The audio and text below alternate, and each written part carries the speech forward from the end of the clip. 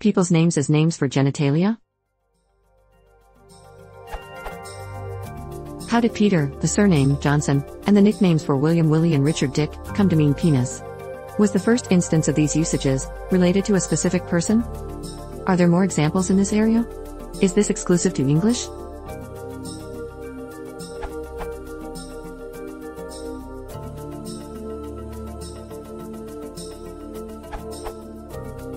From Etymonline. Peter's slang for penis is attested from 1902, probably from identity of first syllable. Johnson penis, 1863, perhaps related to British slang John Thomas, which has the same meaning, 1887. Dick fellow, lad, man, 1550s, rhyming nickname for Rick, short for Richard, one of the commonest English names. It has long been a synonym for fellow, and so most of the slang senses are probably very old, but naturally hard to find in the surviving records. The meaning penis is attested from 1891 in British Army slang. Edit. The Lover's Tongue, a merry romp through the language of love and sex by Mark Stephen Morton has an entire chapter on the subject, the long and the short of it, words for the penis and its attendant parts, that begins with an impressive 5-page collection of names. Here's what he is on the names in question.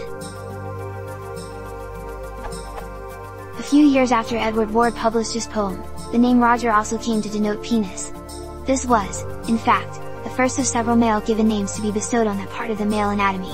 Thomas followed in 1811, Dick in 1891, Peter in 1902 and Willie in 1905. To some extent, the application of these names to the penis occurred simply because those names were considered typically male, the kind of name that Joe Blow or any Tom, Dick or Harry might have.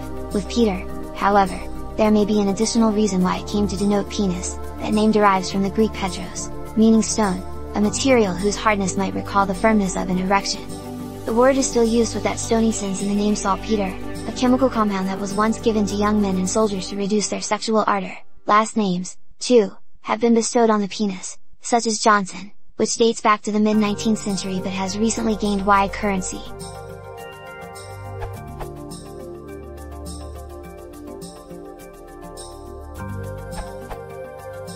William Byrd II of Virginia, in his secret diary, speaks often of rogering his wife or giving her a flourish.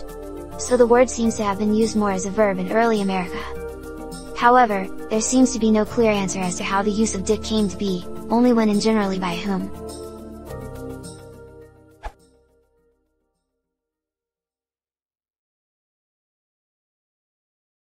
If you want to support the channel, please consider subscribing.